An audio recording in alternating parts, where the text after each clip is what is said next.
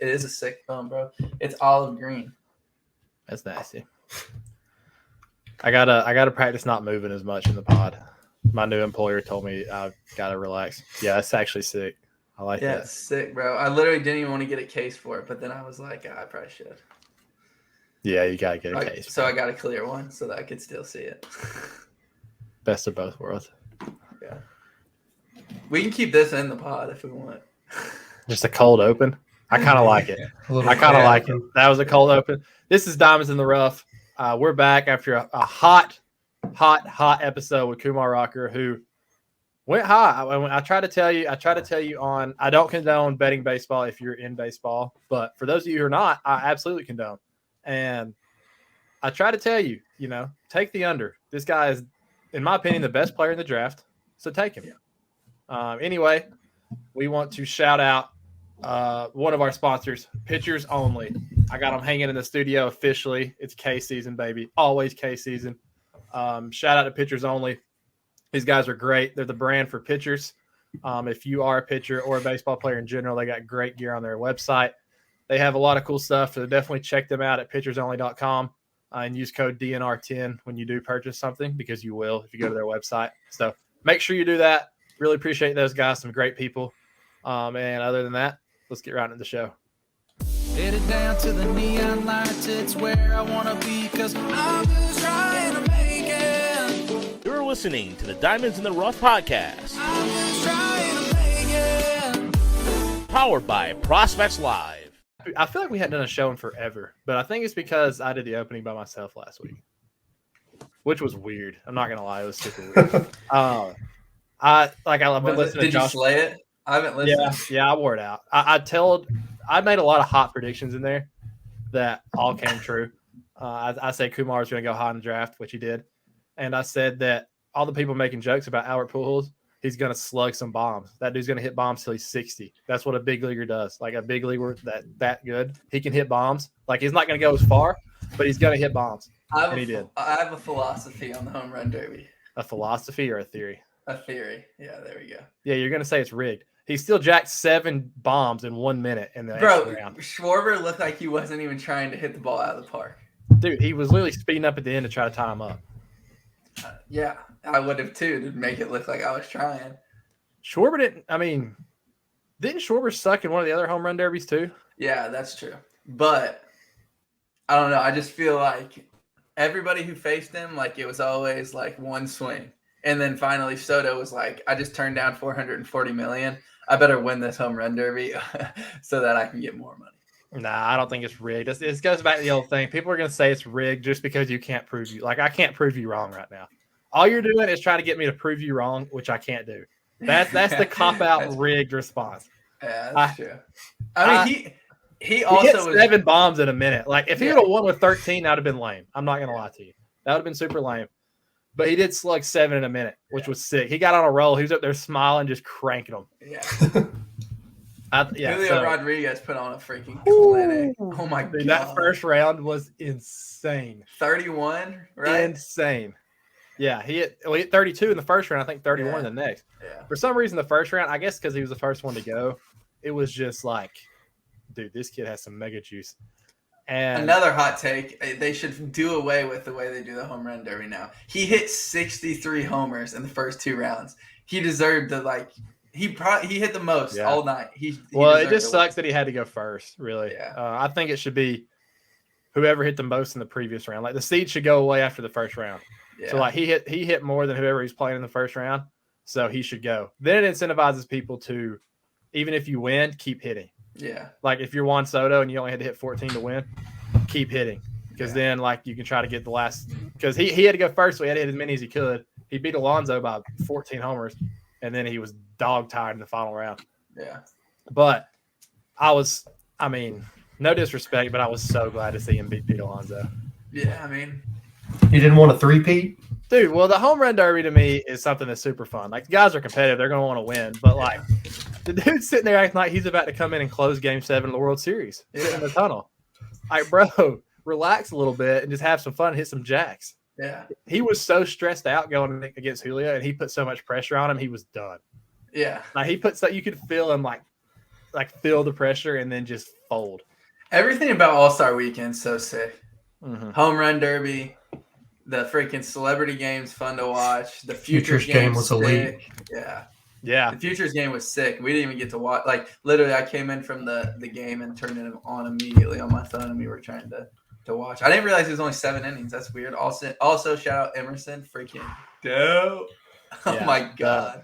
The second best pitcher in Georgia in 2019 and 20 was pretty good in the Futures game. His changeup was disgusting. The funniest part was third I was best pitcher texting at him Georgia afterwards. was pretty good against us. Shout out Ryan Webb. He's Right back.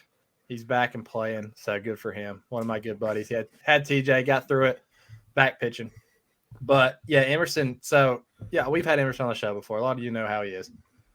So I'm texting him, and everybody saw the first strikeout call against Beam. It was 2 balls low. Hilarious. And so I'm texting him about it. I'm like, dude, that was huge to get that punch out on the leadoff batter. I need to pull up exactly what he said, but he was like bent out of shape about it.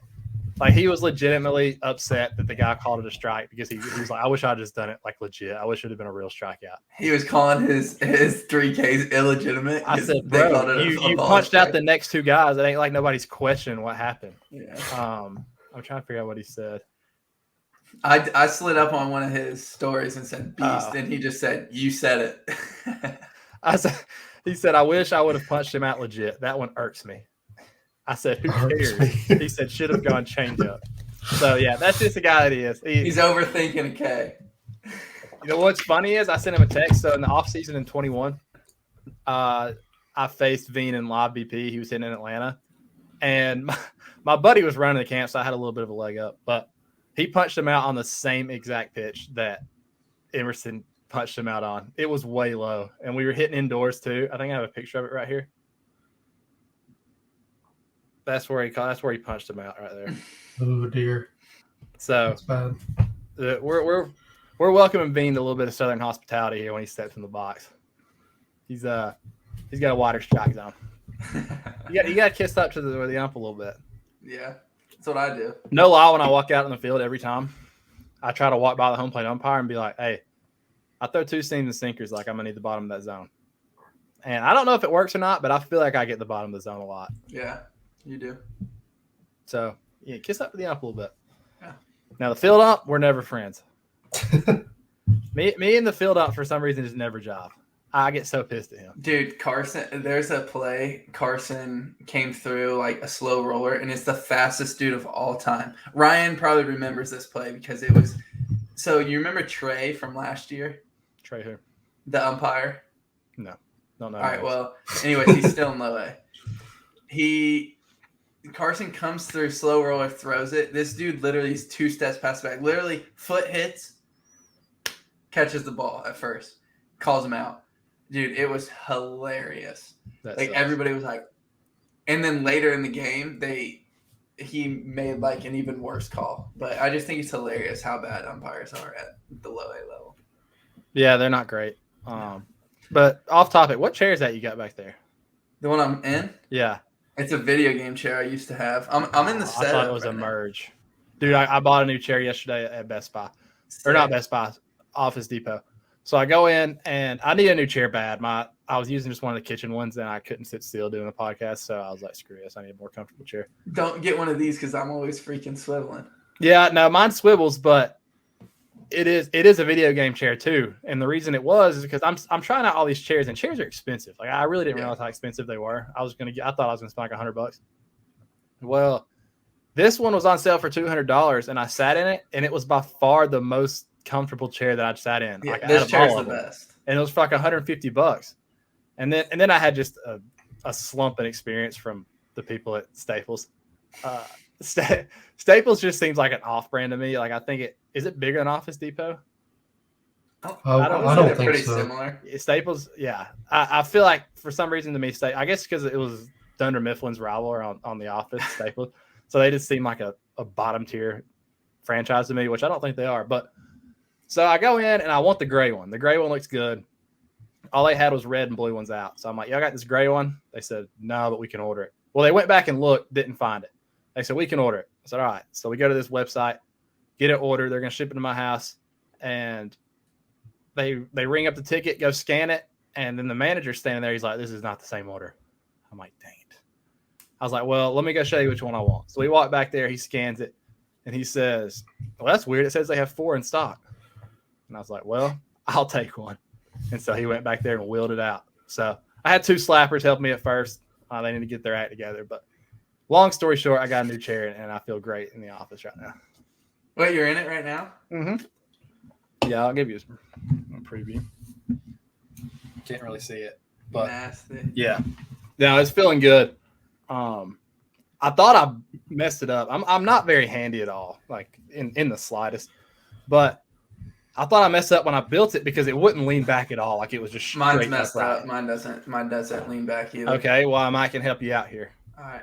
You know where you can pull it and you go down or up? Actually, yeah, it does. Yeah, when you can pull it down or up, that thing pulls out. If you push it in, it locks it forward. You can't go back. If you pull it out, it goes all the way. See, I can go back. I can't go up and down. Dude, this thing literally lays I'm locked flat. back right now. This thing literally lays flat. So it took me a while. Yeah, that's kind of wild, actually.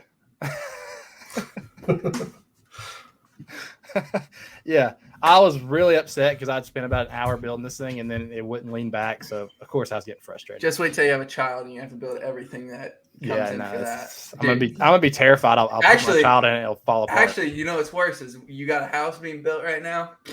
When you start buying stuff for that. Yeah, and you know what my fiance tells me? No.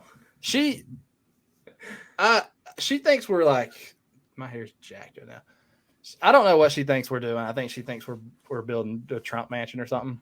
And she said, so I'm trying to tell her, like, listen, we don't have to go all in on this house. Like, it's our first house. We're going to be there for a month this year.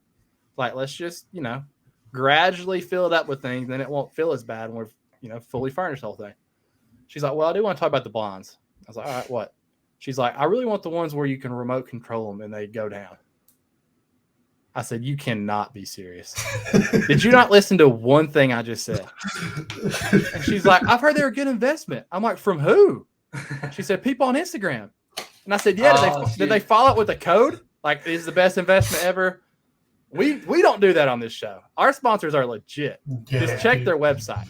Can you use DNR 10 for 10% off that? I can promise you that remote control blinds are not a good investment. No. There's no way. That's like I'd need a 4-year warranty on that thing before I even thought about it. Carly always hits me with, she'll say like, hey, look at this. And I'll be like, where'd you see that? And she'll be like, TikTok. Everybody's raving about it. And I'm like, oh yeah. my God. All the bots in the comments are just fired up about it. All the paid bots from Amazon. My good Lord. Yeah, I couldn't believe it.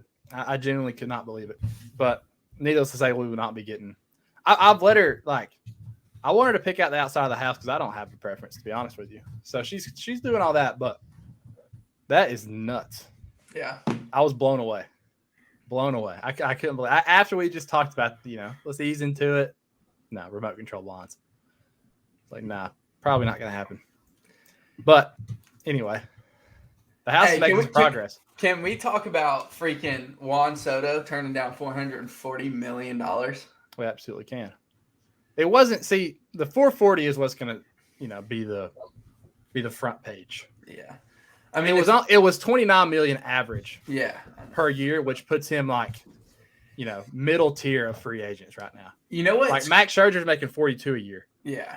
Juan Soto, who is in any argument, he's going to be in the argument for best player in baseball. Yeah.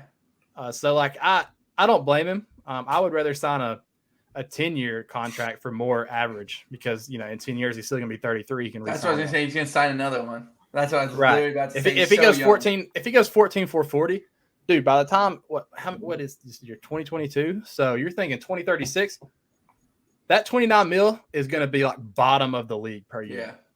So the 440, everybody's like, why is he turning that down?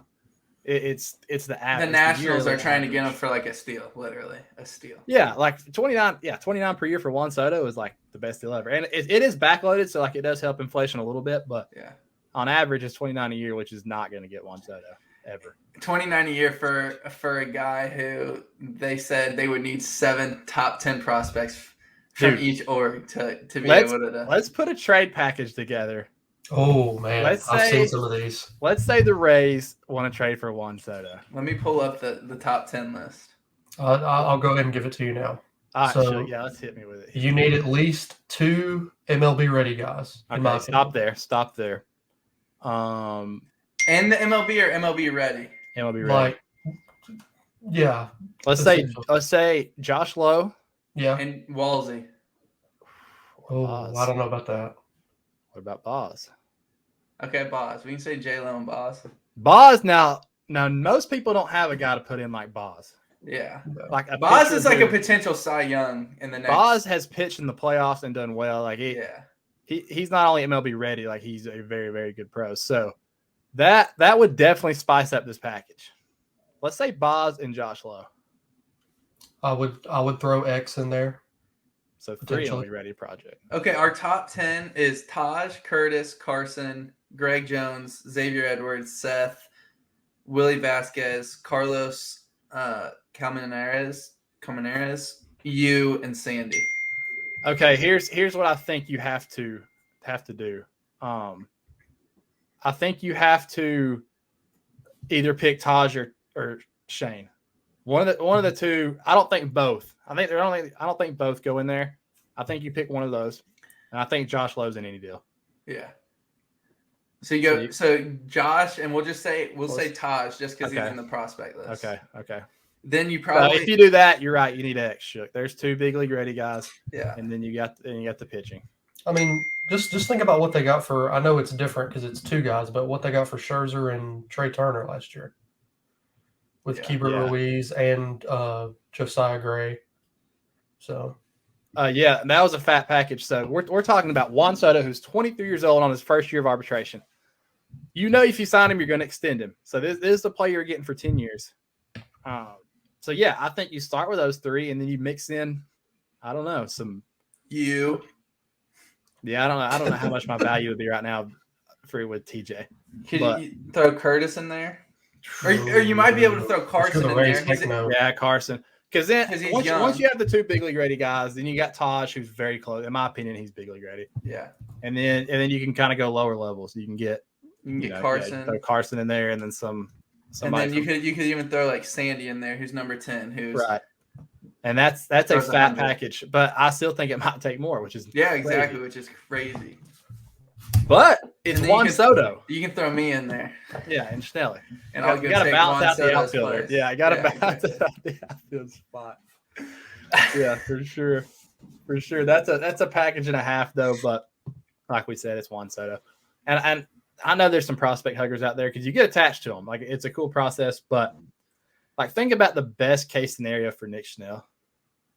It's Juan Soto. Yeah, being paid for Juan Soto. That's the thing that people talk about. Like, if that prospect hits on his maximum level, it's Juan Soto. Yeah. That's the guy that you're shooting for, so why not just get him? Then it takes out all the thoughts, everything else. You have Juan Soto, you put him in the outfield. Yeah. So if your team is making a deal for Juan Soto, I would assume that 90% of people are happy. But the 10%, understand you're getting Juan Soto. Yeah. And I know the Mets are kind of worried about it because some of the big guys they've signed, like Lindor, has struggled and stuff. But I don't know. I think Juan Soto, the stats, he's gotten really hot. He was struggling at the beginning. He's gotten really, really hot. He's in a lineup with no protection. Yeah. None. That's the problem. And he's so young. He's 23 years old right now. And he's already had 2 years. Like, his career average is 297. His career OPS is close to 980. He's done it in the World Series. Yeah, he's done it in the World Series. Yeah, he's played in the World Series. He's freaking won one.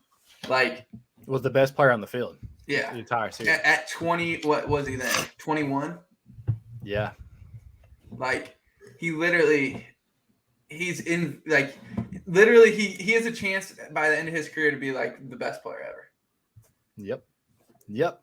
And is the fact that he's even being traded right now, that's unheard of to trade a guy this young with 2 more years of team control. Yeah. But we talk about these packages, and that could just absolutely accelerate a Nationals rebuild. But I also I think it's less about, like you said, the 440 and more about he'll probably take like less and do 10 years and then be able to sign another 5 or 7 year deal Yeah, might for prefer another. it. Yeah. Honestly, might prefer it. Yeah. I prefer a lower. I mean, everybody wants the long term deal because it's so guaranteed and you're so set. But for a guy like that young, he legitimately could get probably $400 million for 10 years from somebody. You think about Harper, like he signed a big deal, but he's going to get paid again probably. Yeah. Like there's a chance he gets paid again. Acuna, that's a different topic. Yeah. Acuna's making $15 million a year, yeah. 15 They got a steal. Wow. I've heard we were talking in the clubhouse, like what would you do for $440 million? So I wasn't playing obviously, so I didn't have to be asking that in a minor league clubhouse is a dangerous game. Yeah. Literally, I was like, I wasn't playing, so I didn't have to be locked in for the game. So I was going up to everybody.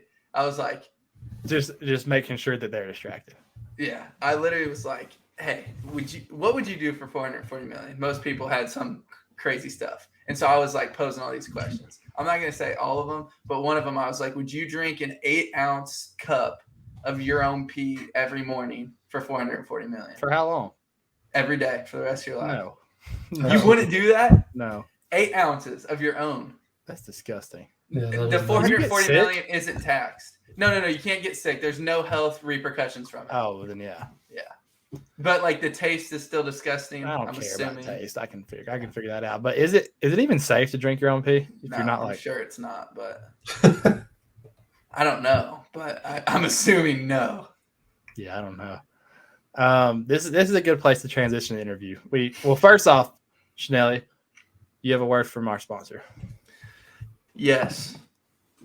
Let me pull up my my very professionally written notes. Yeah. Big shout out to our sponsor, Hit Factory Clothing. Use DNR 10 for 10% off your apparel purchase. If you're a ball player, you have to check this out. All right, hitters.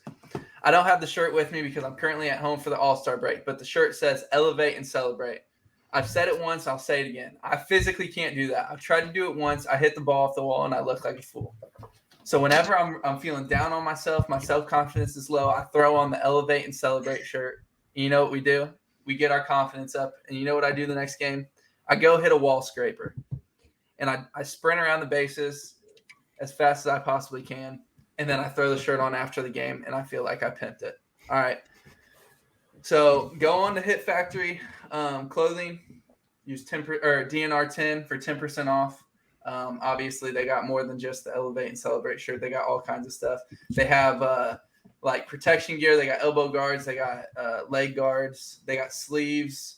If you want to get some like in-game gear, that's sick. Check them out, and they got some good stuff. I might be hitting them up to give me some custom DNR stuff, maybe a DNR sleeve or something like that. That'd be nasty. So yeah, check them out. DNR Sweet. 10 for 10% off. Yep. So the last thing you got my brain thinking, Schnelly. So Coop comes in my room. Did I put you in a pickle? No pickle, but you got me stimulated. All right. So Coop comes to my room the other night, and I forget how young this kid is. So I'm playing Fall Guys with his buddies, and I last 15 minutes maybe. You got dumber, huh? Yeah. Oh, my brain was mush. So him and his buddies are talking about ridiculous things. I get off, and then he comes in my room later, and he says, "Listen to this." He said, "For $5 million," he said, "How much would it take for you to be in a 7-round boxing match with Kinsey? One of you gets gloves, one of you don't, and you have to go 100%." I'm like,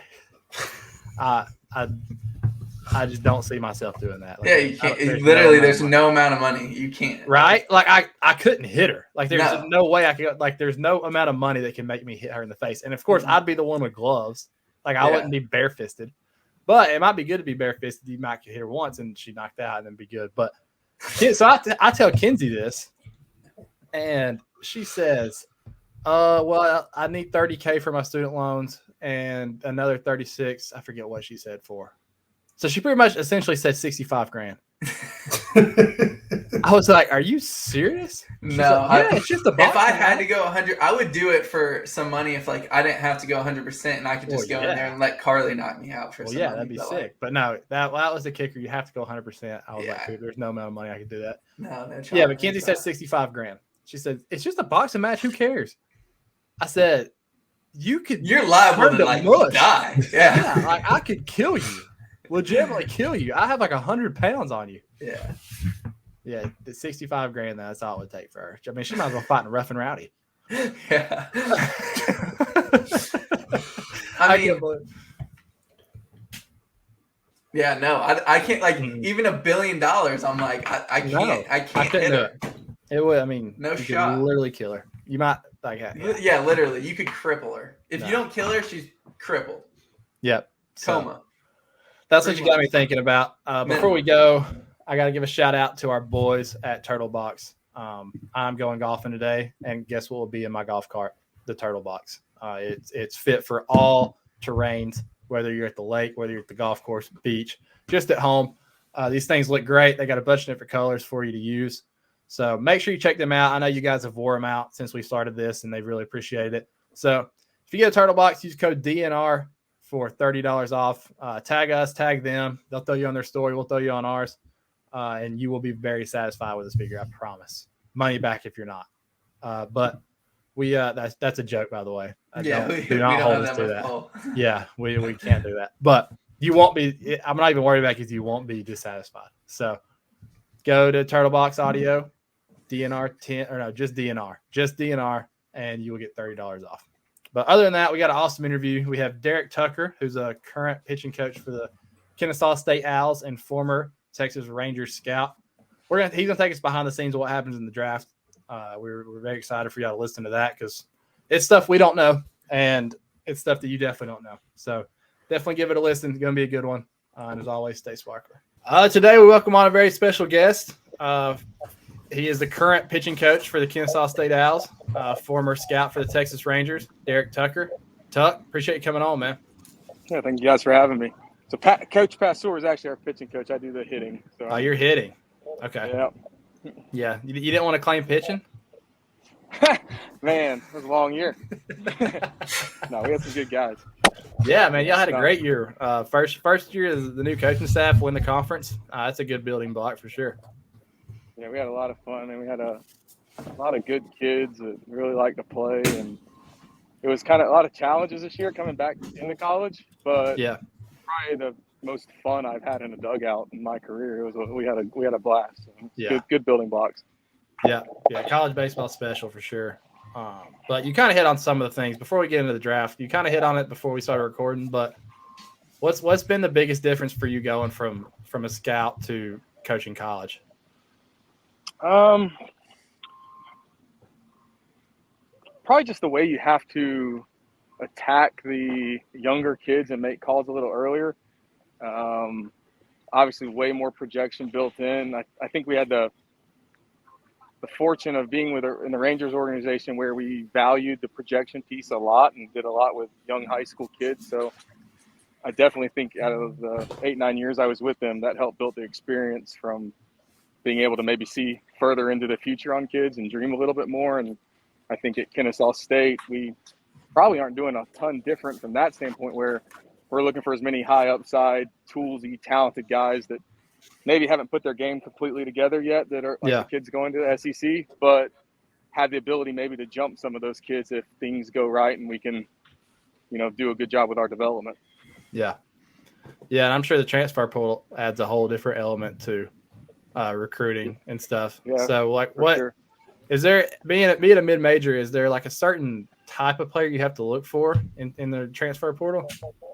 Yeah, we're still kind of like formulating our strategy on that a little bit because when I was at Kennesaw the first time, 2010 to 2013, obviously that wasn't in existence, and basically just sign the best high school guys you can and would try and fill in some blocks with a JUCO. So our kind of strategy to this point has been probably more of the big performer guys from D2 from the transfer portal standpoint.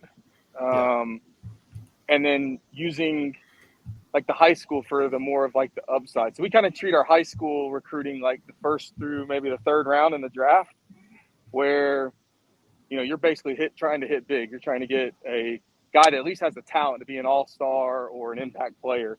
Yeah. And then maybe starting in about the 4th, 5th, 6th round as you're starting to look for more you're putting more value on performance and maybe some of the skill level stuff. And I think that's kind of how we're treating the portal is we're getting guys that have proven they can play in college for 2 to 3 years, whether it be at a smaller school or a D2 school, and they come in with just a ton of experience and bring a lot. So one of our better players this year was Cash Young, who came from Georgia College. And then we were able to sign, I think, 4 more Division II guys in this transfer class coming in as well. Nice. Yeah, I figured that adds a whole new element. But like we said at the beginning, congrats on a great first season. Looking forward to seeing what you guys do there. But unless you're living under a rock, you pretty much know that the baseball draft happened these past couple of days. A lot of talent going out, but a lot of people don't realize what the MLB draft is about and like how it runs and operates. It's so unique to any other draft, in my opinion. So I just wanted to bring someone who's been through it on and ask a few questions. I guess, sure. and you kind of hit on it with the Rangers philosophy. So, were you ever with any other team, or just Rangers? No, just the Rangers. The draft of 2013 was my first year, and then all the way through the 2021 draft. Yeah.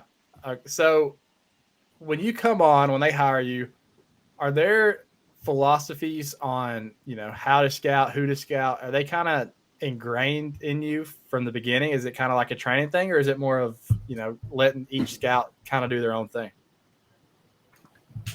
I think probably a little bit of both. I think when I first got to the Rangers, there was a very defined sense of what we were looking for and what we kind of valued as an organization. At that time, AJ Preller was our assistant GM, who's now the GM with the Padres. We had a lot of deep international influence, and we used the draft with like high upside, shoot big, high talent, try and get them as young as you can and get them into the organization. And that kind of worked its way through and kind of held true my entire time there. Yeah. So when did I guess it's a year-round thing for scouts, obviously, and you start kind of putting together pieces. But how does that formulate? Do you guys have meetings and kind of start building on, in the 2016 class, this is who we're targeting and stuff like that? Like, how far back does that go? It basically starts the day after the draft. Obviously, the draft being pushed back into July. The summer is kind of a hybrid now, where you're working a little bit on, I guess what would be the 2023 guys right now, is you're looking for the guys for the East Coast Pro Team and the summer circuit, while you're also trying to finish up the 22 class for the draft. And then, I know this year, talking to a bunch of scouts, the last day of the draft will be today, and I believe the PG National, the main circuit event for our showcase for the 2023, starts tomorrow.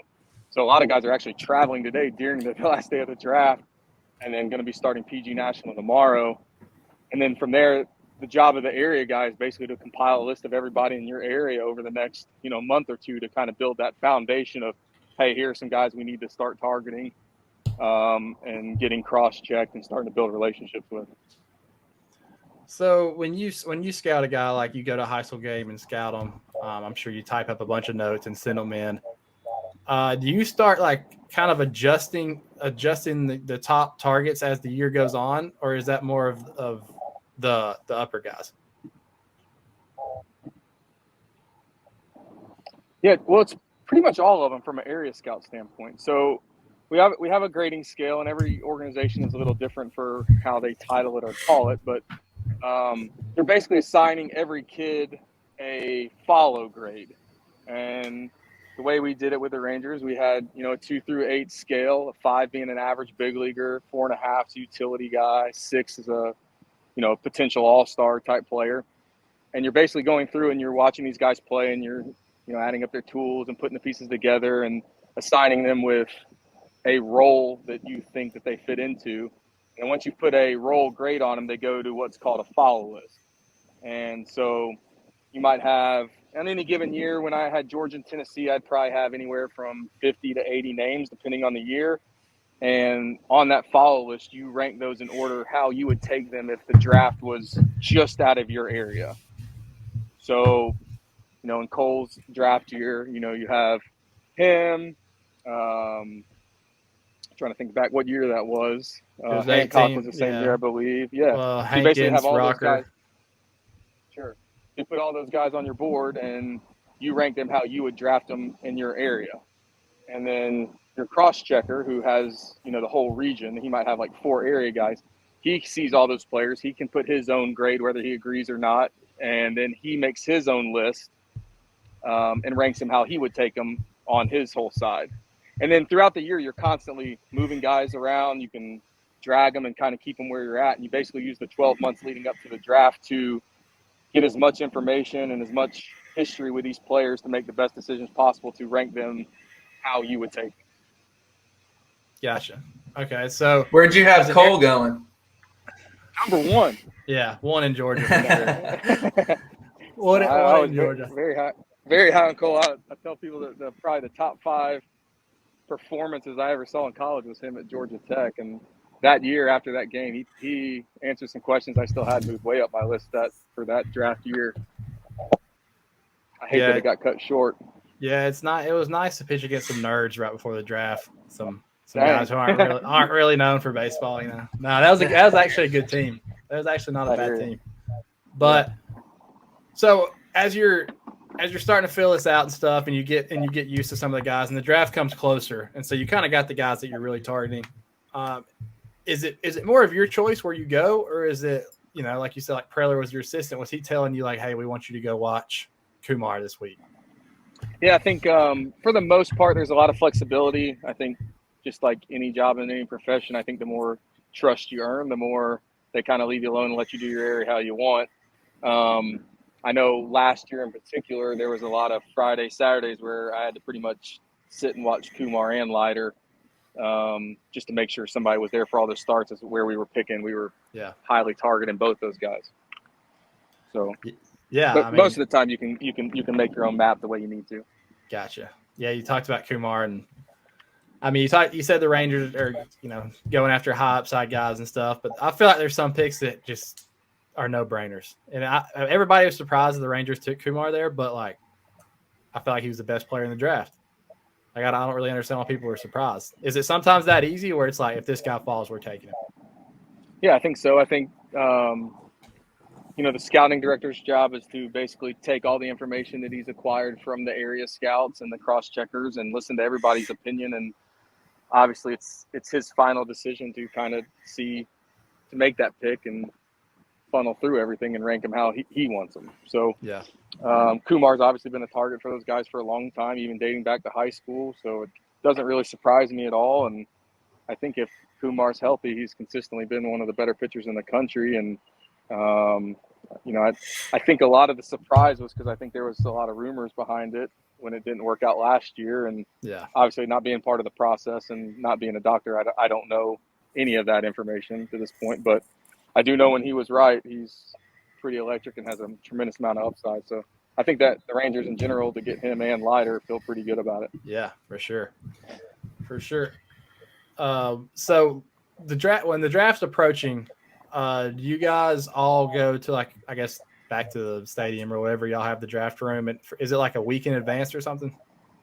Yeah, they probably start doing pre-draft meetings 2 to 3 weeks prior to the actual draft.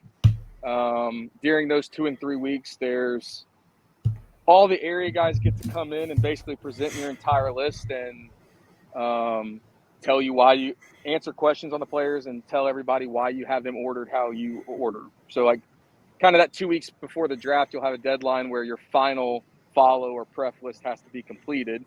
And once again, that's reflective of how you would take them if the draft was just your area.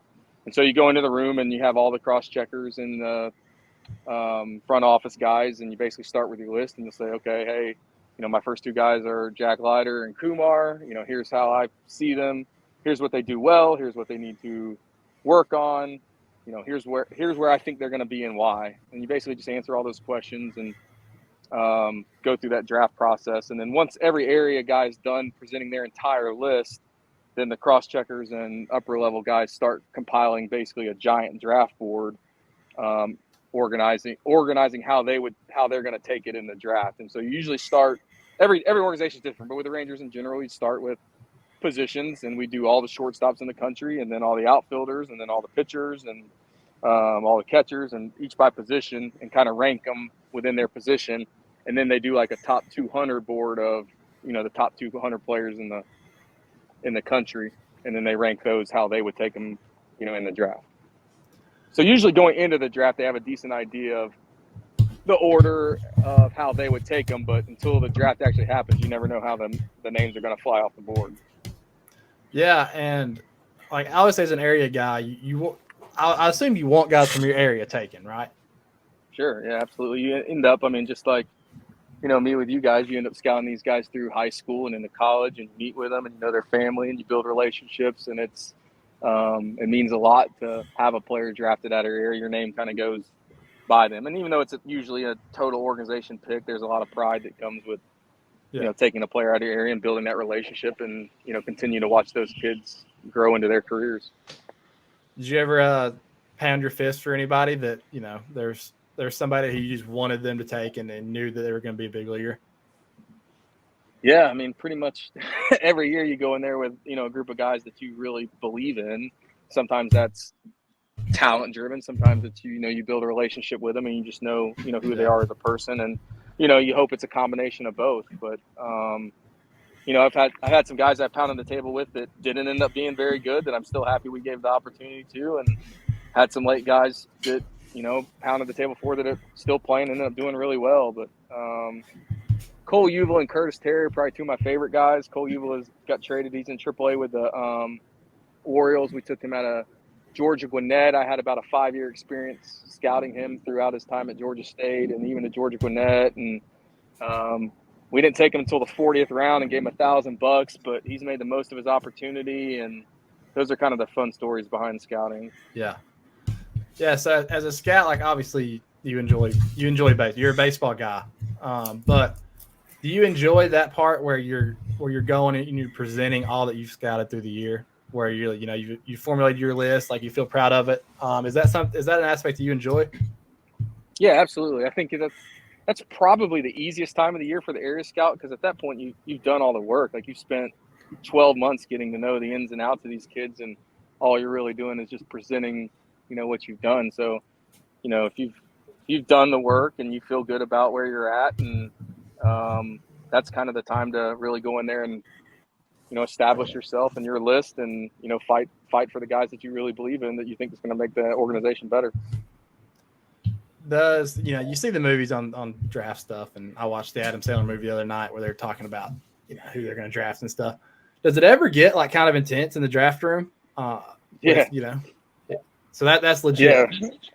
Yeah, you can imagine if you get a bunch of guys that are all coaches or players and have background, and it's a very opinionated business, and there's no right or wrong answer sometimes for 5 to 10 years out. So everybody obviously thinks they're right at the beginning, and so you go in there, and I think the organizations that do it well really embrace the differences. You're respectful of somebody else's opinion on guys, but you're also able to express why you think they're right or wrong, and from your experience, why you think a guy's going to be who they are, and then you get the next 5 to 10 years to argue about it. So yeah, for sure. Definitely a lot of pride in trying to be right as often as you can, but unfortunately it's a business that even when you're right and you like a guy, very rarely is your report always exactly right, because you're betting on people and individuals, and it's hard to know exactly what makes guys tick all the time. Right.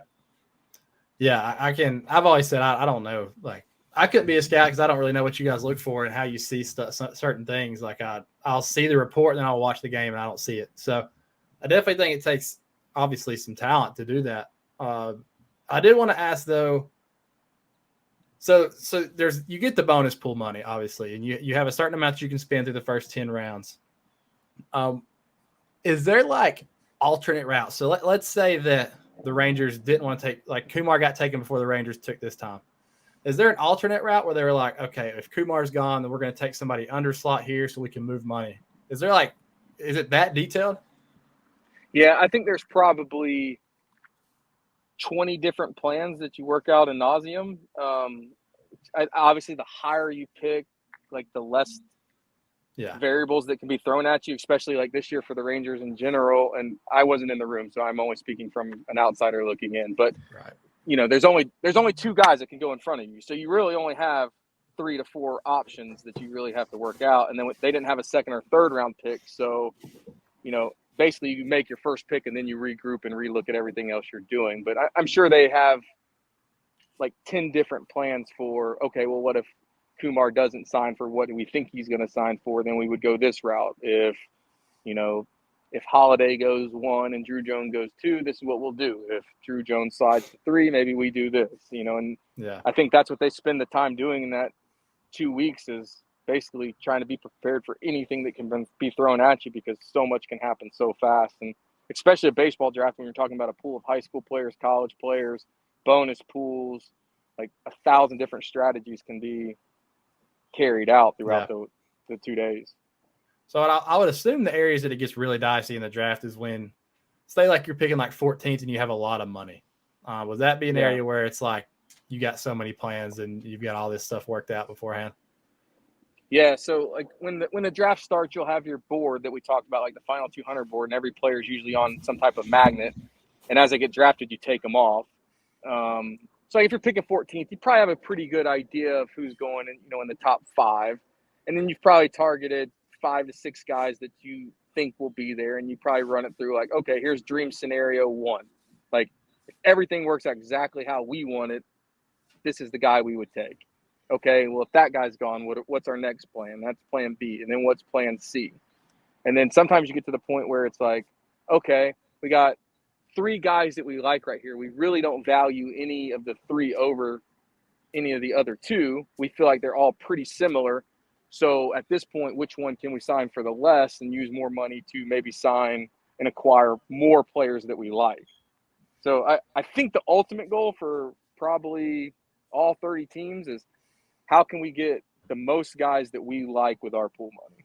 And here's out of this board of 200, here's the 20 that we really believe in, from an area scout to a cross checker to analytics. Like, this group of 20 checks the most boxes for our organization, and we're going to try to find out a way to, how can we get 5 of these 20, or how can we get 4 of these 20? Yeah. Is there ever a situation like where you walk away disappointed, or are you just excited? Like, once you see it on paper, you're excited about the people you got? I think as an area scout, you're probably more disappointed than you are ever happy. Yeah. And part of that reason is, like you said, there's obviously emotional attachment. And when you're dealing with people in the process, then you become close and you have guys that you really believe in and you really want. And at the end of the day, especially now, there's only 20 rounds and there's 20 area scouts. So if it was divided evenly, every area scout gets 1 player off their entire list that they spent 12 months traveling, driving, working, meeting, away from their family, all this time. And a lot of times, like, you don't even get a player in the draft, and it's very humbling, and it's a little surreal to realize that, man, I just worked 12 months and I don't really have anything to show for it. But I do think that you have to look at it a little differently, and you're still trying to get as many of those players right. And sometimes not getting a player is what's best for the organization. If you know something about a kid that maybe like, hey, this guy's going in the first round, but I don't value him there. And your team might pass on that player to take somebody else that ends up being a better player than him, even though your name's not assigned to that actual player. You still did a lot to help your organization. And I think the longer you do it, the more you realize that. And, you take a lot of pride in that as well. I would say, like, for the first round, I mean, you're dealing with a lot of guys who have big time agents like, Jet Sports or Boris, and then they're talking to a lot of the upper level guys. Does like, as an area scout, does your work like really get started on day 3, where you're kind of texting back and forth with some of the agents, some of the players, bouncing ideas off of them? Yeah, I think so. I think with anytime you're talking about, $5+ million deals, that's a lot of people involved. Yeah. Even as like, I'm not sure how much, like, I wasn't involved in anything with the contract negotiations or even how things were going to work out with Jack Leiter. Like, probably going into the draft, my work's done on him. I've watched him pitch 6 to 7 times. I've met with him. I know the family background. I've presented all the information of what I think of, Jack Leiter, and then they kind of make the decisions from there. And then after day one, you kind of regroup, you resend in like the names and targets of guys that you want, that you think you can sign, and they try and make a plan rounds 2 through 10. And I think probably during that time, that's when you're probably starting to get more and more involved with understanding the kid, the signability. Some of it's very black and white, like the kid says, I want 500, and that's what it's going to be. And then sometimes it's also you just using your instincts and your judgment, saying, hey, man, this kid's saying that this is what it's going to take, but man, I really know this kid, and this is what I think he will sign for, whether it be more or less or anything like that. So having that relationship is super important as far as getting accurate information, because if you get bad information, you could get beat on a player. Yeah. So I remember hearing some wild stories when I was growing up of scouts would, have people that would go follow you around and watch you eat, watch you do all this stuff. Is that a myth or is that legit? I mean, every scout kind of has their own process and goes about their ways they do things differently. I think some organizations ask more and want more layers than others. Some kind of let you do that process however it is. I think as a scout in general, you become super hyper focused when you're watching players and picking up on little things that they do and basing things off your experiences, and whether that be if you meet the kid at the restaurant and you eat with them and things like that.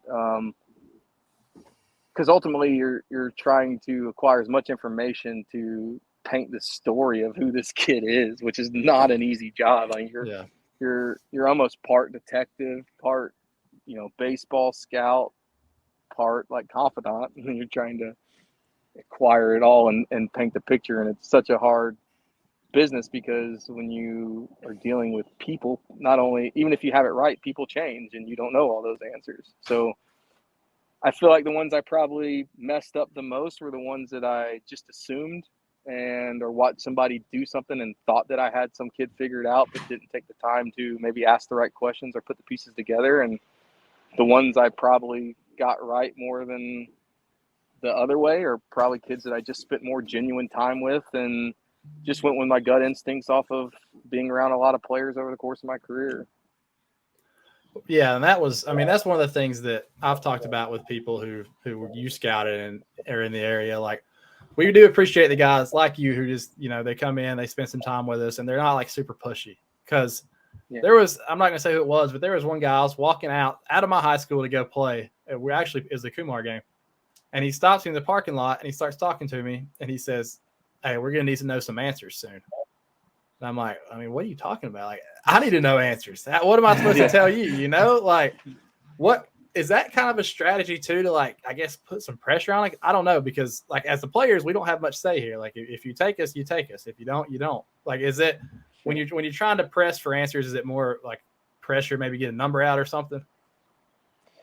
I think, like I said, I think every area guy probably formulates their process over time, and they have a way that they operate, and they have a way that they feel like they get the best information. And just like in coaching and as a player, like, we all have different personalities, and I think if you do things in a genuine way around your personal personality, you're probably going to get better information long term. And I think that if they're doing that, sometimes they'll press kids just to see how they react. Like, that's not in my personality or probably style, but like I've heard scouts say, like, I just like go in there and tell him what he can't do, because I just want to see how he reacts to it. It's not like he's trying to be a jerk or point out all these flaws in your game.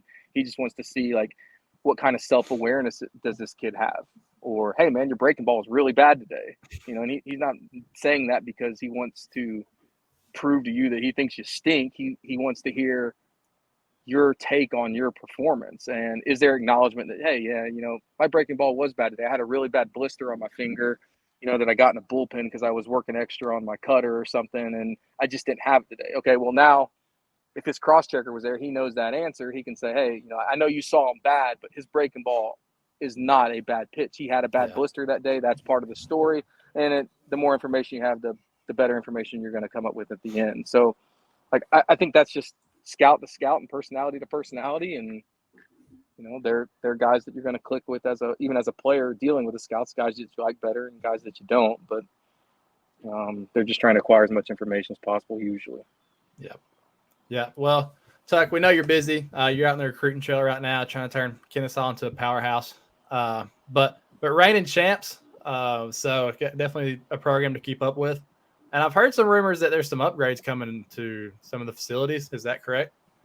Yeah, and we're super excited about it. That was kind of as me and Coach came back to Kennesaw and being an alum, it's been our major focus. We're definitely doing a turf field and a brand new stadium, and there was a really high chance that was going to get done at the end of this year, but obviously with just construction costs and everything, it was going to probably set back too much of like what we actually want it to be, and we felt like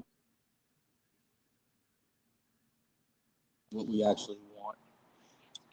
We lost Tuck there at the end, but we appreciate him coming on. Kennesaw is a really good baseball area that's very talented. I've always thought of it as a place that could be a really, really good school.